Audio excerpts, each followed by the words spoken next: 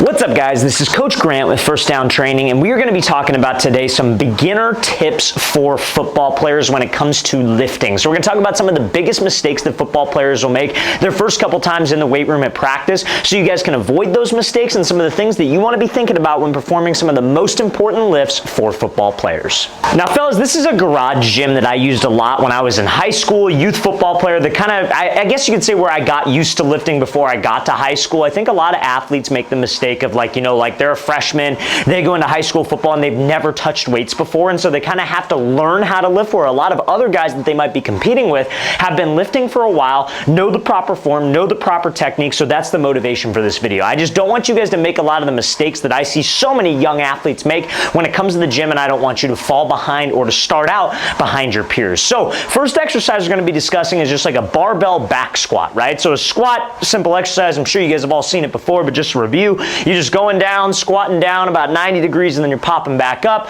One of the best leg exercises for football players at all positions. So a couple things that you want to focus on, because squats is an exercise where you could injure yourself with bad form. You could injure your knees, and you could create, like, I guess you could say, a lot of bad habits that translate to on-field play by your squat form. Because as a football player, we're constantly in a position where we're almost in that like half squat athletic stance, but you need to have a strong base. You need to have good mechanics, especially when you are trying to cut. So if you're lifting a barbell off of the squat rack, most important thing is that when you lift up the bar, you want to tighten your core. I think a lot of guys come off the rack and they have a weak core, and especially if they're lifting a lot of heavy weight, they can almost like round their back and hurt themselves. So when you take this barbell off of the rack, you want to tighten your core, stand straight up, and you walk out. Now, when it comes to the squat, the first mistake I see a lot of people make, number one, is that their knees go forward when they squat down. So they squat down and they're almost doing this, right? So that puts a ton of pressure on your knees, and that honestly, guys, like does not engage the exercise as well as it should. It doesn't work on the glutes, it doesn't work on the back side of the legs. You're not getting the most out of the exercise, and it puts a lot of pressure on your knee. I see so many young athletes in high school, when they start lifting the first couple times, have really bad knee pain, and generally that's what it's from. So what you want to do is you want to focus on keeping your shins as straight as possible, keeping your chest up, and you want to sit back into your heels and squat down. Now the key is to say, you don't want to be like on your heels where your toes are coming off the ground. If you feel yourself doing that, an easy way to flatten yourself back out is to curl your toes. So if you feel yourself falling back, curl your toes, and that's a way of flattening your feet, okay? But sit back into those heels and you try to keep your shins as straight as possible. Now, another mistake that people will make, especially on the way up with the squat movement, is that they'll go down, but the knee starts to like valgus and cave in like this, right? So the reason why we don't want to do that, you guys, is one, it puts a lot of pressure on my knee.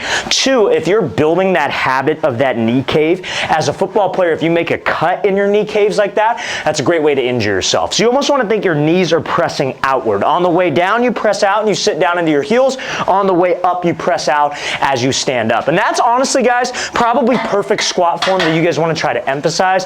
I would say in the weight room, I have these like Hoka shoes on right now that are kind of rounded. You probably don't want to do squats in those. You probably want some type of flat bottom shoe, so it's easier to sit back and you get more out of the exercise.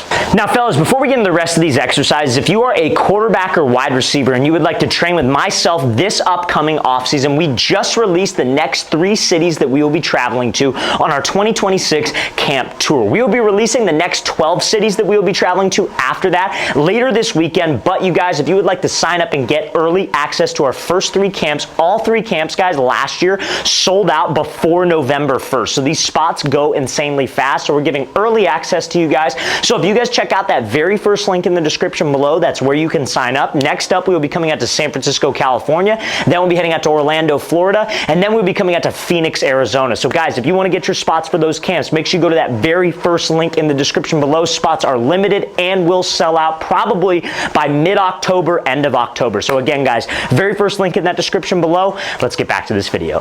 Now, fellas, the next exercise we're going to be covering is bench press. So bench press, I would say, I know a lot of quarterbacks watch this channel. This is not something that quarterbacks want to worry about. I think we're going to talk a lot about form on bench press so you don't hurt yourself, and that's important for quarterbacks. If I was a QB, I wouldn't even do barbell bench press or flat bench press, but sometimes you have to. You're in a lifting program where they make you do it. Just make sure you're not lifting super heavy, because it's very important that you keep your shoulder healthy, and bench press is one of those exercises that can put a lot of pressure on your shoulder. Now, for all you other positions or for quarterbacks safety-wise, there's a couple things you want to to focus on with bench press. So number one, obviously you want to make sure that your head stays flat on the bench, right? I think a lot of guys, what they'll do is when they're lifting heavy weight is they'll go down on bench and they like lift their head up. Great way to injure your neck. Make sure you keep your head completely flat on the bench press. So when you go back into this bench, sorry about that, you guys are going to be here, head's going to be back like we said. Now the key on this, you guys, is that when you go down, you take the weight off of the rack, obviously. Make sure that your elbows don't flare out. One, that's going to allow you to not lift as much weight. Number two, that's a lot of pressure on your shoulder when you start getting low. So you want to make sure that you keep your elbows tucked, and when you go down, obviously your head should be flat. The only reason I have it off the bench is because I'm talking to you guys right now, okay? But your head should be flat. You go down, elbows stay tucked. Now, what a lot of guys do, two mistakes at this point, is they bounce it. That's not activating your chest. Bench press is a chest exercise, you guys. So we want to go down, just slightly touch, elbows tucked, and then we want to explode up. But when we explode up, make sure to, you guys, right now the way I'm holding the bar, I would recommend to wrap your thumbs. I feel like me personally, I have a better grip when I wrap my thumbs. But we go down here, when you explode up, don't arch your back. You want to try to just solely focus on the chest and the movement going up. A lot of guys will arch their back because they're lifting too heavy. A lot of guys will bounce it off their waist because they're lifting too heavy. The whole purpose of the exercise, guys, is to build your chest and give you a stronger upper body. And if I'm not using my chest properly during the exercise and I'm using all momentum, there's really no point. Yeah, you might be putting up big numbers, but you're not going to get a lot out of the lift and you're not going to get the most out of your weight room workouts. So guys, the next exercise we're going to be talking about is a deadlift. So a deadlift is an exercise that I'm telling you right now, you have to make sure you are practicing good form, because I have seen so many football players injure themselves on this exercise. A lot of football programs don't even do deadlifts, and honestly, like if I was in charge of a football weight room or a football program, we wouldn't be doing deadlifts either, just simply because I feel like there's there are better ways, or other ways I should say, to work on your lower back and to work on your hamstrings and your glutes than a deadlift. But some of you are going to have to do this exercise, so you need to make sure that you are safe so you don't injure yourself for when it actually matters, and that's us playing on the field, because that's what all this is for, right? So a deadlift, if you're not familiar, is where we are just simply just picking the weight up off the ground. So you're going to be here in this position. You got to make sure that your chest is up and your butt is down. And all you are doing is you're picking this weight up off the ground and standing straight up with it. Now, guys, the key is when you pick it up off the ground, a lot of guys, what they'll do is they round their back.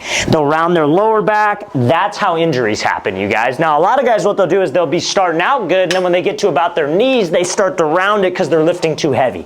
I'm telling you this right now, you guys. On deadlift, do not lift with your ego. The goal is to work on your lower back and to work on your legs. As you get stronger and stronger, yes, you can increase the weight, obviously, but form is always your number one priority on an exercise like this. If you guys have a weightlifting belt that can help you keep your lower back straight, that would be good for an exercise like this and good for an exercise like squats, like we already covered.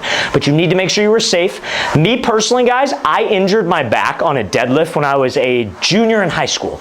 To this day, that was about, what, 8, 9 years ago? Like, to this day, my lower back still bothers me. If I were to sit with bad posture for like a little bit more than an hour, I get this shooting pain down the left side of my back all the way down to my foot.